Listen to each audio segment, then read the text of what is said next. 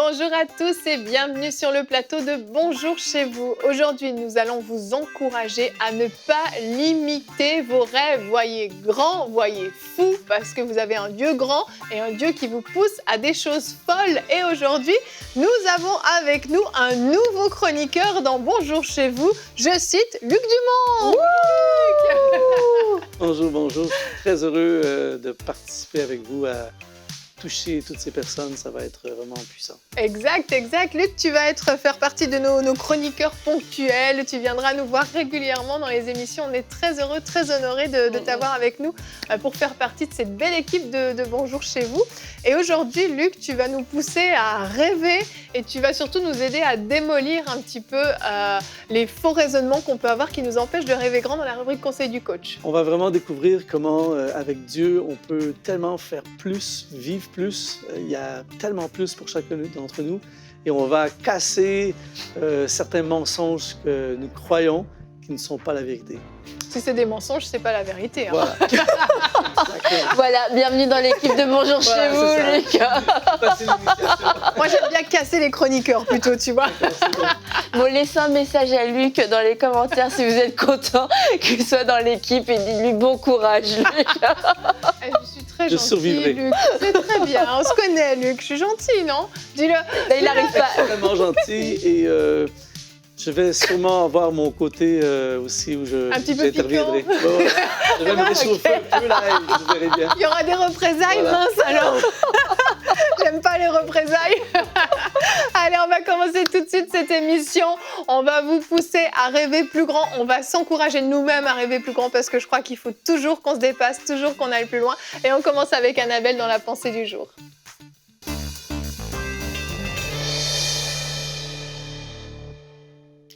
J'ai lu cette citation qui est d'ailleurs écrite dans ma ville. « Si tes rêves ne te font pas peur, c'est qu'ils ne sont pas assez grands » d'un auteur que je ne connais pas. Donc, je ne pourrais pas vous donner plus d'informations. Et ceci dit, c'est vraiment une réalité. Si nos rêves ne nous défient pas, si nos rêves ne nous font pas peur, ne sont-ils pas trop petits finalement? Est-ce que ça vient vraiment de Dieu? Parce que si c'est un rêve que je peux réaliser, j'ai pas besoin de Dieu dans ce rêve. Or, Dieu nous donne des rêves qui nous dépassent. Dieu nous donne des rêves que nous n'avons pas la capacité de pouvoir réaliser. Alors, si vous vous êtes dit, mais moi, mon rêve est trop grand, je vais pas y arriver, j'ai rien pour y arriver, ça veut dire que c'est sûrement le rêve de Dieu. Et il y a ce passage dans Ésaïe 55 au verset 8 qui nous dit, « En effet, vos pensées ne sont pas mes pensées et mes voix ne sont pas vos voix, déclare l'Éternel. Le ciel est bien plus haut que la terre, de même mes voix sont bien au-dessus de vos voix et mes pensées bien au-dessus de vos pensées. » Et en fait, je trouve que c'est une belle définition de ce que pourrait être le rêve de Dieu dans notre vie. Et pourquoi il y a un tel décalage entre ce que je pense pouvoir faire, en ce que je pense être réalisable et ce que Dieu me demande de faire. Tout simplement parce que ces voix ne sont pas mes voix, ces pensées ne sont pas mes pensées, mais ces voix et ces pensées sont au-dessus, au niveau supérieur. Alors c'est normal que ça nous étire, c'est normal que ça nous demande, que ça fasse poser des questions. Et il y a Marie, vous connaissez Marie, cette jeune fille, Dieu lui dit, l'ange lui vient lui dire, tu vas être enceinte. Et Marie lui pose la question, mais comment cela se fera-t-il puisque je n'ai pas eu de relation avec un homme? Et souvent, lorsque le rêve de Dieu arrive, nous percute ou qu'on le réalise, on se dit, c'est ça le rêve de Dieu. On a tendance aussi à poser cette question, mais comment cela se fera-t-il puisque ma condition, puisque ce que j'ai entre les mains, puisque rien n'est logique, rien n'est faisable.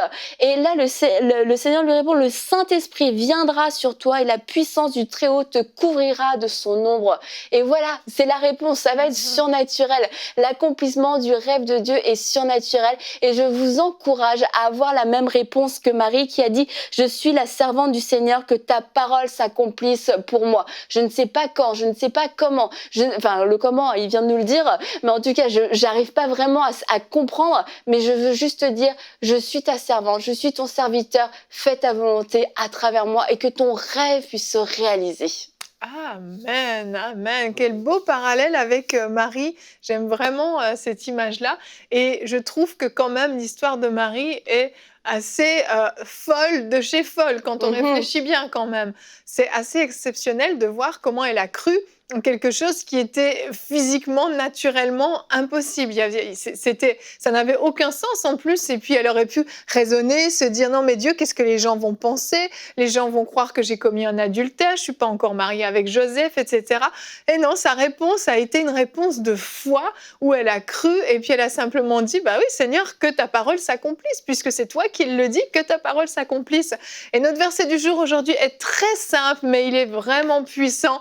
Il est dans le Psaume 60 au verset 12. Avec Dieu, nous ferons quoi? Nous ferons des exploits. Amen. Et je suis sûre que Luc, tu approuves ce verset. C'est un de mes versets préférés, mais je ne suis plus crédible quand je dis mon verset préféré parce qu'à chaque fois que je cite un verset, je dis toujours que c'est mon verset préféré. Mais c'est comme un de mes top, là, vraiment, ce passage. En fait, il nous Dans ton top 5000. En fait, il nous ouvre les possibilités sur les... En fait, j'appelle ça les possibilités divines. Et j'aime cet exemple de Marie parce que, en fait, le Marie s'est retrouvée dans un scénario de vie qui la dépasse complètement. Elle ne pouvait même pas imaginer un scénario de vie comme ça, mais ce qui est très, très fort dans cette idée du rêve, c'est quand j'aime dire qu'on est enceinte. Je vous annonce, mesdames, que vous êtes enceintes. Je suis enceinte, moi aussi. On est enceinte du rêve de Dieu. Quand Dieu veut que quelque chose se réalise, il va toujours déposer un rêve dans le cœur d'un homme ou d'une femme. C'est sa façon de matérialiser ce qu'il veut faire. C'est-à-dire que Dieu pourrait juste faire apparaître le truc, mais s'il veut rebâtir une ville, s'il veut construire une église, s'il veut que quelque chose se fasse, il va déposer dans le cœur d'un homme ou d'une femme un rêve. Et là, il dépose en Marie, elle a à l'intérieur d'elle le destin de l'humanité. Mais ce qui est intéressant dans cette histoire, c'est par rapport au rêve, c'est qu'elle va, à partir du moment qu'elle sait ce qu'elle porte, elle va construire sa vie à la lumière de ce qu'elle porte. C'est-à-dire que là, elle va prendre des risques. C'est pas logique pour une femme dans le contexte de l'époque. C'était extrêmement dangereux. C'est clair. Et c'est là qu'on voit qu'avec Dieu, on fera des exploits parce que normalement, Joseph se serait sauvé en courant. Oui. Mais Dieu va parler à Joseph et c'est à cause de ça qu'il va se connecter et il va assumer les risques de ce qui va suivre. Mais elle a adapté sa vie, ils sont partis, ils se sont exilés, ils ont mis leur vie en danger, tout ça, à cause du rêve. Et c'est pour ça que souvent nos rêves ne se réalisent pas, les rêves que Dieu place en nous, parce que nous construisons des vies en fonction de ce que nous connaissons et de ce que nous sommes capables de faire. Ouais. Mais là, c'est un truc, elle ne pouvait même pas concevoir vivre quelque chose comme ça. C'est clair. Et elle a bâti et c'est vraiment le message que j'aimerais envoyer à ceux qui nous regardent en ce moment, c'est cherche le rêve en premier, et parce que le rêve va catapulter ta vie dans des dimensions que tu ne peux même pas imaginer. Cherche le rêve de Dieu, et une fois que tu as trouvé le rêve de Dieu, tu vas savoir quoi faire avec ta vie. Les gens disent « Ah, je ne sais pas quoi faire avec ma vie. » Cherche le rêve de Dieu en priorité, et ensuite, construis ta vie autour du rêve. Mais si tu veux que le rêve se réalise, il faut absolument que tu adaptes ta vie au rêve pour que le rêve se réalise. Mais ne cherche pas quelque chose en fonction de tes connaissances ou de tes capacités, parce que le rêve de Dieu nous dépasse. Mais c'est ça, c'est que c'est le rêve de Dieu, c'est pas notre rêve à nous. Et parfois, je pense qu'il y a des fois une confusion à ce niveau-là. C'est qu'on veut prendre notre rêve et puis l'approprier à Dieu finalement, enfin dire à Dieu, bah voilà, c'est ton rêve dans ma vie. Et en fait, on va même mettre en place des choses et on va peut-être commettre des grosses erreurs qui vont nous coûter très cher, puis après on va dire « Mais Seigneur, j'ai fait ce que tu m'as demandé ». Mais il faut faire les choses effectivement dans le bon ordre. La première chose, c'est de laisser Dieu déposer son rêve dans notre cœur. Et souvent, c'est des choses même auxquelles on ne s'attend pas. Comme tu le dis, on n'a pas forcément de talent, pas forcément de compétences. C'est des choses avec lesquelles même on va dire « Non, non, non, non, non ». Mais justement, parce qu'on choisit de rêver grand, de rêver plus loin, on va s'approprier finalement ce rêve de Dieu. Et puis, se dire, ben oui, avec moi aussi, c'est possible. Même si je ne suis pas capable, même si je n'ai pas les compétences, parce que Dieu m'a confié ce rêve, je vais être capable de l'accomplir. Et souvent, dans le rêve de Dieu, il y a une solution. Le rêve est une solution, en fait, soit pour la société, la génération, pour pour ta ville ou pour ton pays. Et quand on veut faire rentrer le rêve dans notre vie, bah, c'est souvent un rêve qui va nous servir nous, un rêve qui répond à nos aspirations, à nos intérêts. Or, le rêve de Dieu va nous dépasser. Marie porte le Fils de Dieu, porte le Sauveur du monde. Mais ce qui est bon et ce qui est beau dans la façon dont Dieu fait les choses, c'est que dans tous les cas, lorsqu'on va accomplir ce rêve, pourtant qui quelque part, on se dit, mais il sert à tout le monde sauf à moi. Mais en fait, c'est l'endroit, le moment où on sera le plus épanoui de notre vie, parce que c'est là où on va faire ce pourquoi on a été créé. On va se sentir à notre place. On va se dire, c'est là où je sens que tout mon potentiel, tout ce que j'avais en moi, que je peux même pas exprimer, est en train de se manifester. Et quelquefois, le rêve peut nous faire peur parce que aussi, on a envie de servir nos propres intérêts. Mais quand on réalise le rêve de Dieu, Dieu s'occupe de nos affaires aussi. Et ça va être tellement plus grand et tellement plus réjouissant, en fait. Et avant, quelquefois, on hésite à le vivre. Mais vraiment, je vous encourage. Laissez Dieu exploser vos murs, vos frontières, tout ça, parce que vous ne le regretterez jamais. Il n'y a rien de pire que de vivre dans une boîte et recroquevillé. Et quand on expérimente cette liberté, cette folie un petit peu du rêve de Dieu, mais on se dit, comment est-ce que je pourrais retourner en arrière, en fait? C'est ça qui est fort, c'est de voir, regarder en fait le parcours une fois que c'est fait, puis de se dire, mais j'aurais jamais pensé que Dieu allait faire ça avec ma vie. Je dis souvent, parce que les gens me posent la question souvent, comment on fait pour savoir si mon rêve est de Dieu, ou si c'est un rêve de Dieu ou un rêve de moi-même? C'est très, très simple la réponse. Un rêve de Dieu, il faut absolument que Dieu intervienne pour qu'il se réalise, et c'est pour les autres. Donc, c'est comme ça. C'est clair, c'est donc, simple. Mais le truc, c'est que si tu veux être heureux, fais quelque chose pour les autres. Salomon a une vision la nuit. C'est la vision qu'on rêverait tous d'avoir. Dieu qui t'apparaît, qui te dit demande-moi ce que tu veux, je te l'accorde. Moi, j'ai une liste, tu vois. Et Salomon a demandé, tu peux pas être plus dans la cible que ça. Il a dit, donne-moi la sagesse pour que je gouverne ton peuple. Il a demandé quelque chose pour les autres. Amen. Et là, tout à coup, Dieu a dit, gros lot, il a gagné le gros lot, dans le sens que Dieu a dit, je t'accorde la sagesse et en plus, je te donne tout le reste. Mais à la base, il a demandé quelque chose pour les autres. Et c'est ça la confusion, c'est que des fois, les gens... parce qu'aussitôt qu'on parle de rêve, je suis sûr qu'il y a des gens qui vont voir ce titre Ne limite pas tes rêves », tout ça, ils vont dire « Ah, c'est égocentrique ». Tu vois, les gens pensent que quand tu poursuis ton rêve, c'est un truc égocentrique.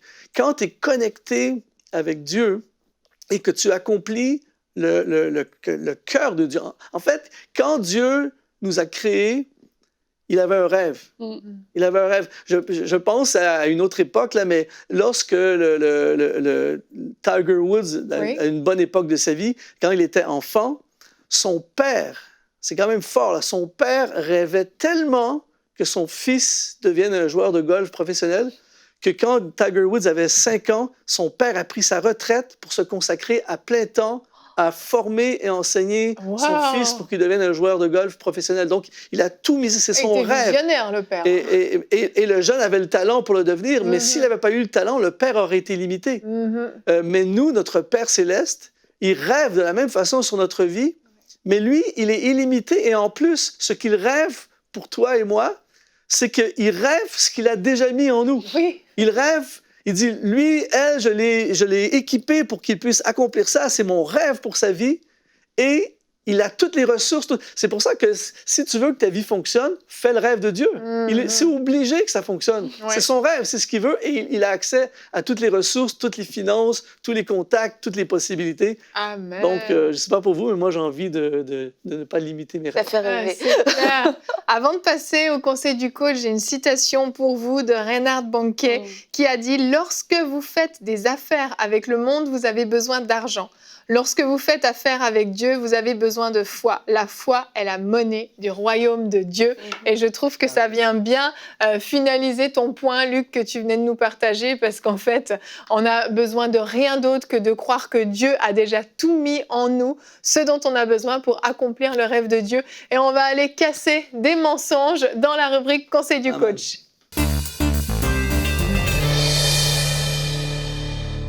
Aujourd'hui, on parle de rêver grand, mais de commencer petit. On a déjà parlé de poursuivre des grands rêves, tout ça, mais ce qui est très, très important et le plus gros problème, je dirais, des gens, c'est qu'ils ont des rêves, mais ils ne commencent jamais. Quelqu'un a dit le moment le plus difficile d'un marathon, c'est de sortir de la maison. Et aujourd'hui, on veut regarder ensemble à 10 commencements. C'est-à-dire que si tu veux te rendre, atteindre ce que Dieu a pour toi, il faut commencer. Et souvent, on attend les conditions idéales, on attend d'être prêt, on attend d'avoir tout ce qu'il faut et on ne commence jamais. Et aujourd'hui, on va regarder ensemble 10 commencements. Si tu fais ces 10 commencements, eh bien, tu es certain que si Dieu est dans ton projet, tu vas réaliser ce projet, tu vas réaliser le rêve. Donc, le premier commencement, c'est commence au bas de l'échelle. Comment on devient un roi d'un pays? On commence à jouer de la harpe pour des brebis dans le champ. Comment on tue un géant qui s'appelle Goliath? On commence par tuer un lion et un ours. Donc, commence au bas de l'échelle. N'aie pas peur de commencer au plus bas possible. Je me souviens, quand j'ai fait mon premier concert, c'était certainement pas dans un stade devant des milliers de personnes. C'était dans une classe avec 3 enfants qui n'avaient rien à voir et qui n'avaient aucun intérêt à la guitare et ma musique. Mais je ne réalisais pas ce jour-là, je commençais quelque chose d'énorme. Quand j'ai fait ma première prédication ou mes premières prédications, ce n'était certainement pas comme aujourd'hui devant des milliers de personnes qui me regardent en même temps. C'était dans un endroit où les SDF allaient pour manger. Ils étaient obligés de m'écouter pour pouvoir manger. Donc, vous pouvez avoir une idée un peu du peu d'intérêt qu'ils avaient. Mais commence au bas de l'échelle. Tu veux avoir ton restaurant? Va laver la vaisselle dans un restaurant. Tu veux bâtir une église? Va faire le parking, l'accueil dans une église. Mais accepte de commencer au bas de l'échelle. Deuxième commencement, commence avec ce que tu as. Beaucoup de gens pensent que ça prend plein de choses pour commencer. Commence avec ce que tu as. On a un texte dans la Bible, dans l'évangile de Luc au chapitre 9, où on parle de la multiplication des pains. Ils n'ont pas attendu que les camions arrivent avec la livraison de nourriture pour commencer à nourrir la multitude. Avec 5 pains et 2 poissons, c'est tout ce qu'ils ont.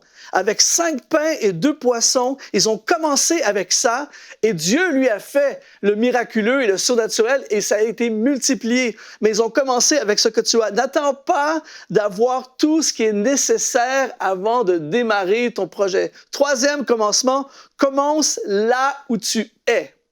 Beaucoup de gens disent « Ah, si j'avais un studio, si j'habitais à New York, si j'étais au bon endroit. » On a tellement de récits dans la Bible, je pense à Élisée. Élisée, il est dans le champ en train de labourer. Il n'y a pas d'endroit plus non stratégique que d'être en train de labourer dans un champ. Et pourtant, Élie, c'est à cet endroit qu'il va le rencontrer et lui lancer le manteau. Imaginez la scène, le gars est dans le champ en train de labourer, et là, le grand prophète Élie, il jette le manteau sur lui et l'active pour qu'il rentre dans sa destinée. C'est quand même un truc énorme. Donc, il n'y a rien de stratégique dans le truc. Il est juste en train de commencer là où il est. Je pense à ce reportage que j'ai vu récemment où on parle de grandes entreprises qui ont commencé dans un garage. Disney a commencé dans un garage. Apple a commencé dans un garage. J'ai chez moi cette photo de Jeff Bezos, le fondateur de Amazon, qui est dans un genre de bureau pathétique avec une affiche collée sur le mur. Amazon. Le gars, il dit, il n'a pas attendu d'avoir 2000 employés. Il a commencé là où il était. Et aujourd'hui, peu importe où tu habites géographiquement, ton contexte, la situation, commence dans le garde-robe s'il faut avec ton ordinateur, mais commence là où tu es. Quatrièmement, commence malgré tout. Souvent, on s'empêche de commencer, on a plein d'excuses. Et on a par exemple Gédéon. Et nous, on sait le futur de Gédéon. Mais Gédéon a commencé avec des excuses. Ah, ma famille est la plus pauvre, je suis le plus petit de ma famille. Comment est-ce possible que quelqu'un comme moi puisse faire quelque chose d'énorme? Et Dieu avait vu quelque chose en lui. Donc, commence malgré tout. Il y a des gens qui s'empêchent de commencer parce qu'ils ont failli dans le passé. Ils s'empêchent de commencer parce qu'on les a critiqués. Ils s'empêchent de commencer parce qu'ils ont fait une faillite. Ils s'empêchent de commencer à cause de plein de choses. J'aimerais te dire aujourd'hui, même si tu n'as pas d'équipe, même si tu n'as pas les ressources, même s'il te manque plein de choses, même si tu ne te sens pas capable, commence malgré tout. Cinquième commencement, commence avec ce que tu sais. Pensez-vous vraiment que lorsque les premiers disciples sont partis pour évangéliser, ils ont commencé les implantations d'églises, pensez-vous vraiment qu'ils savaient ce qu'ils faisaient? Ils ne pouvaient pas aller à l'école d'évangélisation, ils ne pouvaient pas télécharger la formation en ligne sur comment on évangélise. Il n'y avait aucune ressource. Ils sont partis avec le peu qu'ils savaient et ils ont appris en cours de route. Et c'est exactement comme ça que ça se passe dans le développement de ton rêve. N'attends pas de... Il y a des gens, en fait, qui étudient toute leur vie pour se lancer dans leur projet. Par exemple, tu peux être en train de faire ton post-doctorat en ecclésiologie et pendant que tu es en train de faire ça, il y a un gars qui a déjà démarré 10 églises. Et c'est bien de faire des études. Je suis à fond pour les études. En fait, toute ta vie, tu te formes. Toute ta vie, tu apprends, mais tu n'attends pas de tout savoir avant de commencer. Commence avec ce que tu sais et crois-moi, tu vas apprendre en cours de route. J'apprends à tous les jours. 6e commencement, commence, et là c'est un classique des classiques, commence avec l'argent que tu as. Pensez-vous vraiment que Noé, lorsqu'il a commencé son projet de paquebot dans le désert, pensez-vous vraiment qu'il avait un projet qui va prendre 120 ans? Pensez-vous vraiment qu'il avait tout le financement au départ de son projet? Non, il commence, on peut acheter 2 bouts de bois, on commence avec ça. Commence avec l'argent que tu as. L'une des choses qui empêche le plus les gens de réaliser le rêve que Dieu a placé dans leur cœur, c'est « je n'ai pas l'argent ». Je n'ai pas l'argent pour le faire, je n'ai pas l'argent pour ci. Commence, même si tu n'as pas d'argent. En fait, commence avec l'argent que tu as. J'écoutais récemment un prédicateur aux États-Unis très connu qui s'appelle T.D. Jakes, qui raconte que lorsqu'il a fait son premier livre, toutes les maisons d'édition ont refusé de financer tout ça, de faire son livre. Donc, il a pris le 15 000 $ d'économie qu'il avait ramassé depuis des années avec son épouse pour acheter leur première maison. Ils ont pris le 15 000 $. C'est tout ce qu'ils ont. Et avec ce qu'ils ont publié les premières copies de son livre qui s'est vendu à plus de 5 millions de copies et aujourd'hui des millions de livres vendus dans le monde. Mais il a commencé avec ce qu'il a. J'ai 15 000, on risque, on fonce, on se lance. Et quand le rêve vient de Dieu, eh bien, tu peux être certain qu'il va se passer des choses énormes. 7e commencement, commence avec l'expérience que tu as. Mon ami, peu importe le scénario, tu n'auras jamais assez d'expérience pour commencer ce que Dieu te demande de commencer. Quand j'ai prêché mon premier message à vie, ma première prédication, le sujet, c'est la prière. J'ai 10 pages de notes. Après 5 minutes, j'ai fini. Et là, je suis dans un état de panique totale. Alors, j'ai dit, écoutez, on a parlé de la prière, prions. Et tout ça pour dire que j'avais pas l'expérience. Mais même si tu n'as pas l'expérience, commence avec l'expérience que tu as. La meilleure école pour réaliser ton rêve, c'est être en train de le réaliser. 8e commencement, commence avec les contacts que tu as.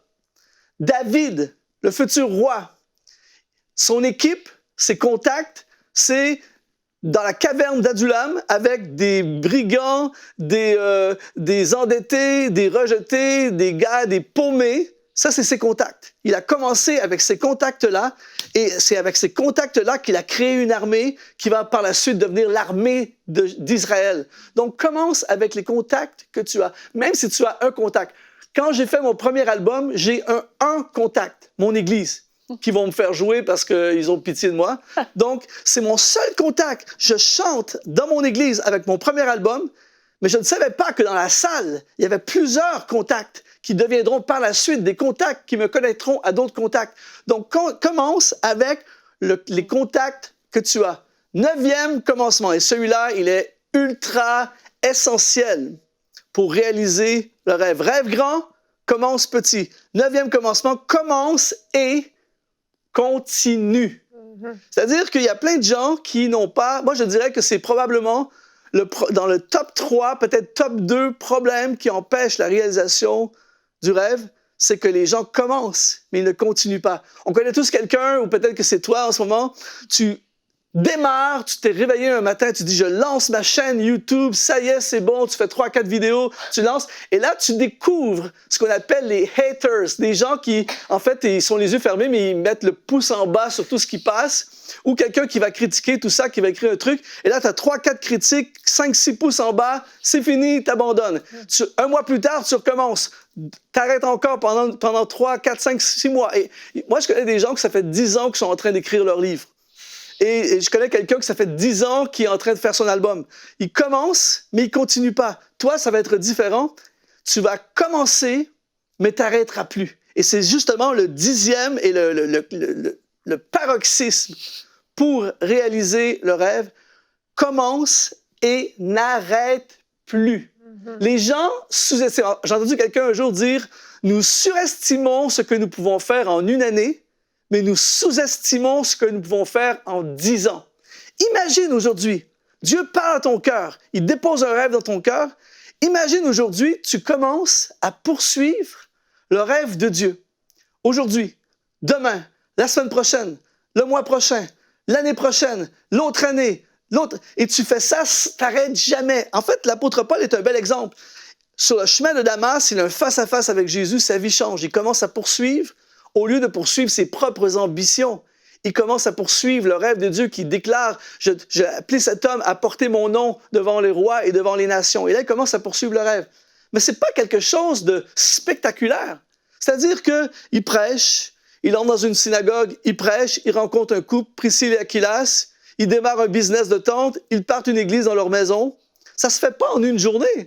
Et là, il continue. Après ça, il se retrouve en prison, il écrit une épître, il envoie l'épître. Tout à coup, ça touche des gens. Ensuite, il continue, il voyage, il est dans une tempête sur la mer, plein de trucs comme ça. Mais il n'arrête jamais, le gars. Il arrête. Vous savez, le livre des Actes se passe sur une trentaine d'années. Ce n'est pas un truc qui arrive du jour au lendemain. C'est une trentaine d'années. Le gars, il n'arrête jamais. Il pourchasse le rêve. Il poursuit le rêve. C'est dur aujourd'hui. Il continue. Il est opposé. Il continue. Et ça ne lui tente pas aujourd'hui. Il continue. C'est difficile. Il manque d'argent. Il continue.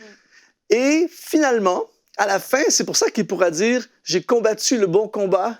J'ai achevé la course. Désormais, la couronne de justice m'est réservée. » Ce n'est pas un truc spectaculaire. En fait, comment on fait des choses extraordinaires? C'est en faisant une multitude de choses ordinaires à tous les jours. Si les gens poursuivent le rêve grand, c'est sans limite. Mais je suis prêt à commencer petit. Je suis prêt à faire un truc que personne ne veut faire aujourd'hui. Je suis prêt à continuer demain. Et je n'arrêterai pas. Ce ne sont pas les émotions qui vont déterminer mon parcours. Parce que je ne sais pas pour vous, mais moi, si je me serais levé pour aller prêcher ou chanter ou peu importe, seulement les fois où ça me tentait vraiment, je suis désolé, mais je ne serais pas avec vous aujourd'hui. Parce qu'il y a plein de fois que ça ne te tente pas. Il y a plein de fois que tu es fatigué, tu es malade, tu n'es pas disposé, mais tu as décidé de commencer. Même si c'est petit. En fait, le gars peut commencer quelque chose et faire quelque chose de gros, mais s'il arrête dans 6 mois, tandis que toi, tu as commencé petit, mais tu n'arrêteras plus jamais. Eh bien, je peux t'assurer, mon ami, tu vas voir des choses phénoménales arriver de la part de Dieu. Rêve grand, commence petit. Amen. Merci beaucoup, Luc. Waouh! Je crois que vous avez bien compris les 10 commencements de Luc, et à ne pas confondre avec les 10 commandements de la Bible, attention. Et je pense que vous avez pu faire le tri dans toutes ces choses qui vous empêchaient de rêver grand, de voir grand et de laisser le rêve de Dieu se manifester au travers de vous. On se retrouve demain. Nous serons encore avec Luc. Notre thème sera « Ne te fais pas voler ta destinée ». Et Luc va faire la pensée du jour, répondre également à un pasteur, j'ai une question. Merci à tous de nous avoir suivis. Bonjour chez vous.